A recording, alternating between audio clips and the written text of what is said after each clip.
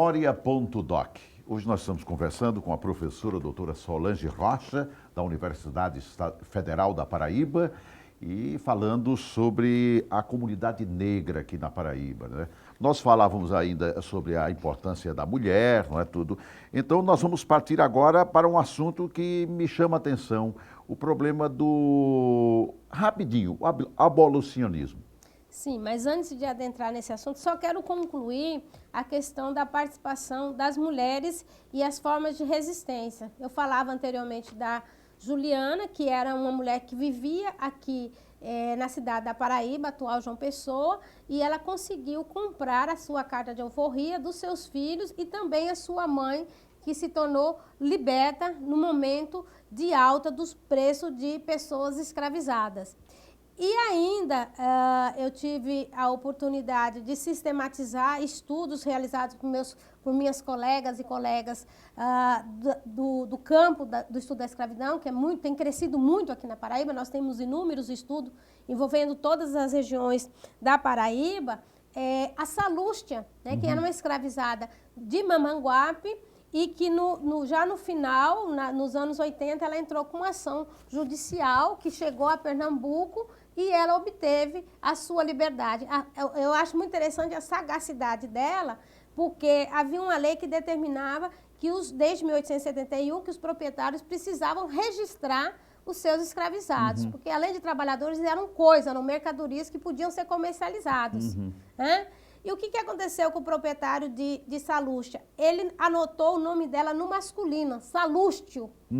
E ela, sabendo disso, né, entrou na justiça, conseguiu provar que ela não estava ali registrada e, naquele momento, na década de 80, o judiciário já se colocava contrário à escravidão e libertou, então, Salústia. Então, mostra essa luta, né, ao longo desse processo de escravização, a luta de resistência também, né, porque muitas vezes a gente pensa a pessoa negra nessa condição de escravizada, mas era uma situação, ou seja, havia várias maneiras de sair dessa condição, de se tornar uma pessoa forra, né, e os filhos dessa pessoa forra seriam pessoas livres, né? E essa temática do abolicionismo, ela é muito interessante porque, primeiro, ela revela a atuação de vários segmentos da sociedade brasileira, né, para acabar com o que era chamada do cancro da sociedade, né, a escravidão, isso na década de 60 do século XIX, mas também mostra a resistência no sentido de se opor ao fim da escravidão da classe senhorial brasileira. E mais especificamente na Paraíba, o que nós vamos identificar? A tentativa de acabar com a escravidão no Brasil, ela se colocou desde 1808, desde o momento que a família, ou melhor dizendo, a corte portuguesa, se colocou em sair de Portugal para cá com o apoio dos ingleses. A cidade de Areia entra nesse... Vamos entrar em Areia. Então, nesse momento, em 1808, os portugueses se comprometeram a acabar com o tráfico e com a escravidão. Mas nós vamos observar um processo longo até 8 décadas, né, de 1808 a 1888. E no caso da Paraíba, nós vamos ter sociedades emancipadoras e sociedades abolicionistas. Nesse sentido, o que nós vamos identificar é que Areia esteve à frente da Paraíba, né, porque em 1873 foi criado a Emancipadora Areense, enquanto que aqui na capital, somente 10 anos depois, em 1883, que nós tivemos a Emancipadora Paraibana. E em Mamanguape, em 1885, a Emancipadora 25 de março.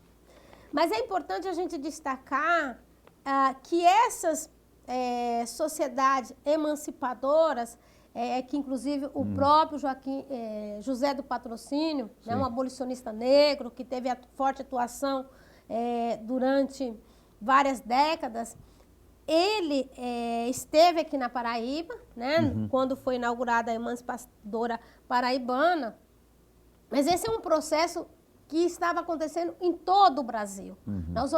Nós podemos colocar que o abolicionismo, né, sobretudo a partir de 1880, é o primeiro movimento social no Brasil, porque nós vamos ter um envolvimento de todos os segmentos da sociedade, trabalhadores, mulheres da elite, inclusive na Paraíba, mulheres que escreviam nos jornais, que criaram sociedades, que contribuíram nesse debate para sensibilizar, né, a sociedade da importância de acabar com o escravismo, que já não respondia às demandas econômicas e sociais colocadas na época. Professora Solange, para finalizar, comunidade quilombola, ontem e hoje. Vamos pensar. É fundamental a gente pensar os quilombos na Paraíba, porque isso mostra, o que eu digo no meu texto é uma afirmação da presença física de pessoas negras, né? Gente negra na Paraíba oitocentista. Eu me coloco contra o posicionamento, os escritos de vários intelectuais, né, paraibanos e não paraibanos, que negavam essa presença negra, né? E os quilombos, eles confirmam essa presença negra. Nós temos como quilombos históricos no século XVIII o quilombo do Cumbe. Né? No século XVIII nós já tínhamos essa organização. No século XIX, o quilombo do Cruz do Espírito Santo, aqui próximo de Santa Rita, né? Um outro quilombo que nós conhecemos. No sertão também, o quilombo de Livramento. E mais recentemente, o governo brasileiro reconheceu a existência de 38 comunidades quilombolas na Paraíba, nas 3 grandes regiões, ou seja, no litoral, no agreste, no sertão. Na cidade da Paraíba, nós temos, na cidade da Paraíba, atual João Pessoa, eu que sou estudiosa do século XIX, sempre tenho essa referência à cidade da Paraíba. Mas em João Pessoa atual, por exemplo, nós temos o quilombo Paratibe. A comunidade Paratibe é uma comunidade reconhecida pelo governo, e isso é muito importante, esse reconhecimento pelo governo, porque a partir daí essa população tem acesso às políticas públicas. E como legado da escravidão, mas não só, né, nós temos as desigualdades sociais, raciais presentes na sociedade brasileira. E isso tem sido, não só para os quilombolas, mas para a população negra, né, que vive no campo, que vive na cidade. Nós temos várias políticas públicas, né, mas exatamente o grande desafio tem sido desenvolver essa empatia, essa solidariedade da sociedade brasileira com a população negra, né? E no sentido da gente ter condições de acabar com o racismo ou minimizar essas desigualdades raciais. Eu digo isso, finalizando, porque, infelizmente, a Paraíba, que tem cerca de 58% de pessoas negras, é colocado como o estado que mais tem matado jovens negros no Brasil. Proporcionalmente, é essa triste informação que a gente tem. E isso se refere exatamente ao fato de não se reconhecer essa população negra, de não se ter essa empatia, essa solidariedade, né? Quer dizer, é um legado do passado, mas todos nós que estamos no presente temos as nossas responsabilidades, que passam no nível pessoal, mas também nas esferas governamentais. Professora, foi uma satisfação recebê-la aqui. Nós conversamos, portanto, com a professora doutora Solange Rocha, da Universidade Federal da Paraíba, falando sobre a presença e a importância da comunidade negra para o nosso estado e para o nosso país. Isso ninguém pode negar. Então, a todos, muito obrigado pela oportunidade da audiência. Até o nosso próximo programa, se Deus quiser.